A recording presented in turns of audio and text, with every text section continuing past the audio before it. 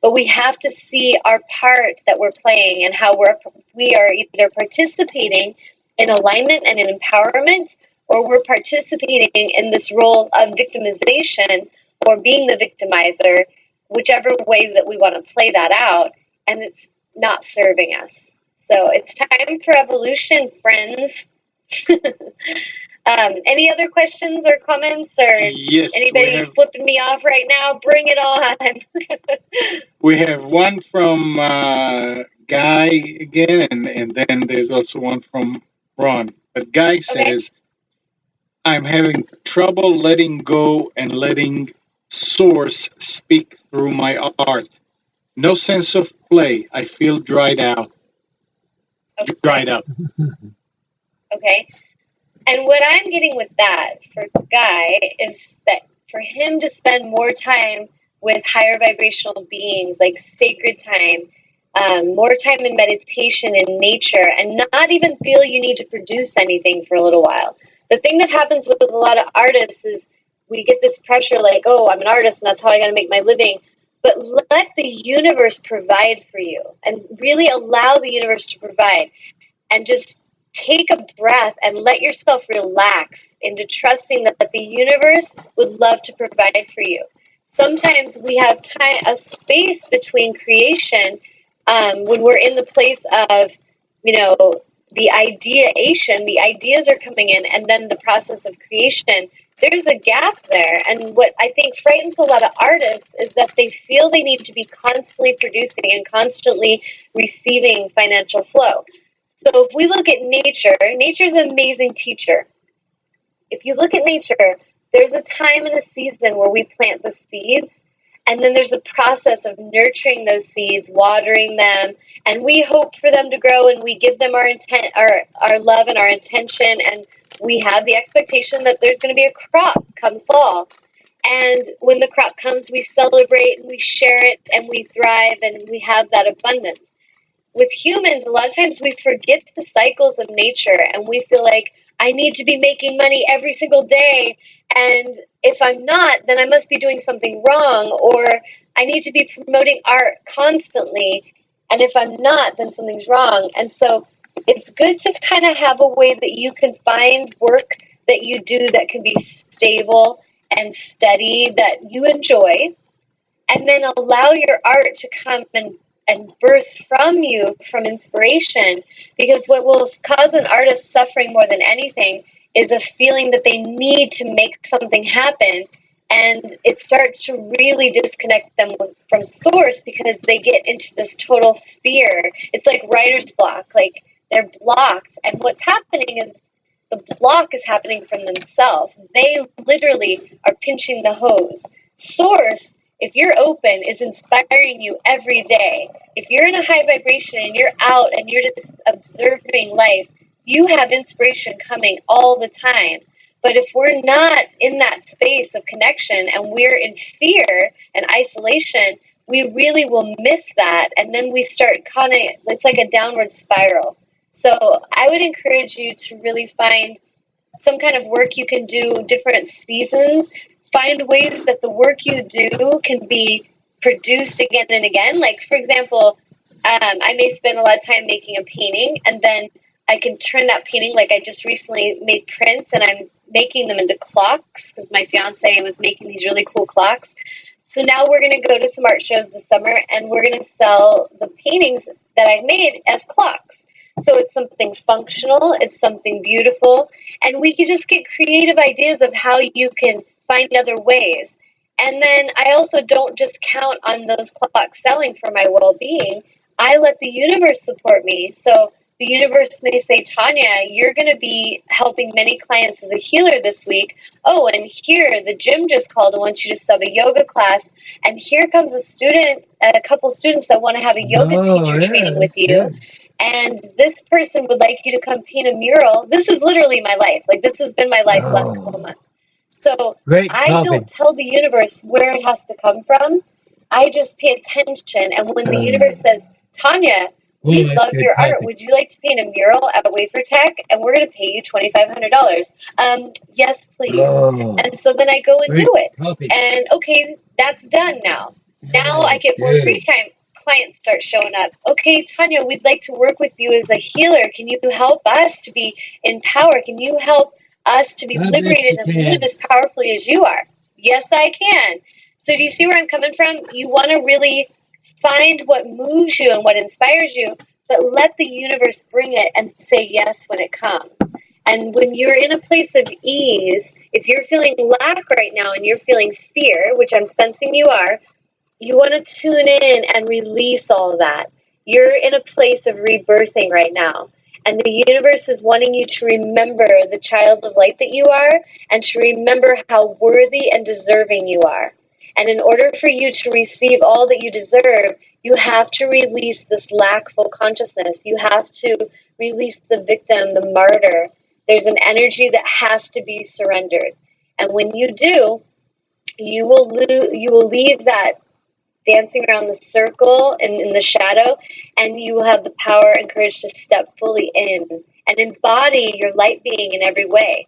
And this may challenge you, meaning that it may change your identity and what you've thought of yourself because you are rebirthing. So be really, just enjoy that process, that unfolding with excitement and with eagerness of all that is coming to you now because you are evolving. That's a beautiful thing. And a lot of us, I was making a reference the other day with artists in particular. Like, I love Metallica. I love all kinds of art or music, but I love Metallica, and that may be a shocker to some people, but I do. And I think they're an amazingly talented band. And I was observing, for a while, like how different bands have an energy. And Metallica, they're just angry. They're very rebellious. They've got something to say, and they're kind of pissed off. And there's, parts of that we can relate to as humans when we feel frustrated or we feel anger about something going on in society. But I was observing how there was a time when their band, they were really struggling and they had made a documentary. And James Hetfield was in rehab and he's, struggling in his own way. And then Lars is like being all like artsy and wanting to be very abstract with his drumming, and it's driving James Hetfield crazy. And there's just this humor about it.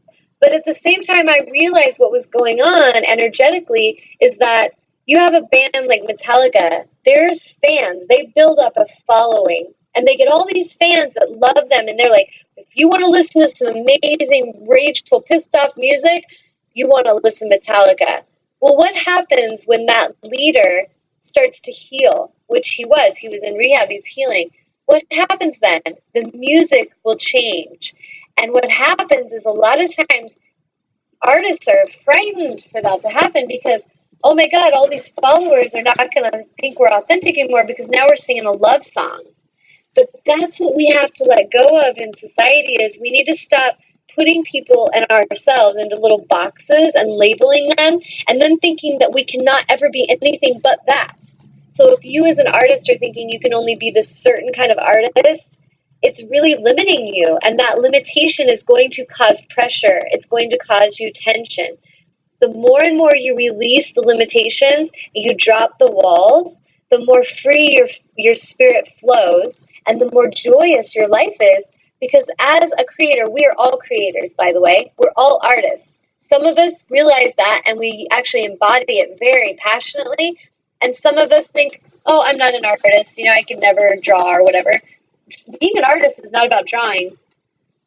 We are all creators. When we are tuned in with our one true source energy, and it's channeling through with inspiration, we are creators. And when we understand that, we thrive and we enjoy life because I feel the highest enjoyable moments are when we are in a state of creation and when it's coming from inspiration. When we're inspired creators, that is the highest joy. So instead of trying to lasso the creation and hook it and reel it in and catch it and make it yours and throw it in a box and label it, allow life to live through you. If any of you this week have some time, I encourage you to watch the movie The Shift with Dr. Wayne Dyer. I think I've mentioned it before, but if you have a chance, watch this film and just really pay attention to the message of the film, because it's really all about allowing life to live through you. You don't need to tell life how it's going to go. You'll have a feeling. We'll each, as we tune in with Source, we will remember, like, I am very aware of my soul mission, very aware. However, I don't tell the universe how that mission has to unfold. I know the mission, I pay attention and observe life, and when Source says, hey, would you like your own internet show? Yes, I do. Hey, would you like to go and be in a new movie? Sure, sounds awesome. Hey, would you like to start your own syndicated talk show and reach millions of people? Calling it forth, baby. And when that comes in, I'm going to say, yes, I will. So basically, it's just ready to go. Put out a vibration. You know what you want, but you're not frustrated and depressed because it's not here. Because when we vibrationally go into that depression place, it is like tying an anchor to your neck and jumping off a boat. And you're going down. And you are going down because you're choosing that. So the first step in liberation is to get that freaking anchor off your neck. Oh, yes, that's right. Anyway, and to really start listening and tuning in with Source, start to come together. Like, I'm being called to start the Sacred Women's Circle, the Sacred Sisterhood Circle. And since I got the inspiration to do this, I got an amazing feedback of all these women that are like burning with desire for this to happen. And it's happening on our planet. It's happening in us. And it's time for us to step in.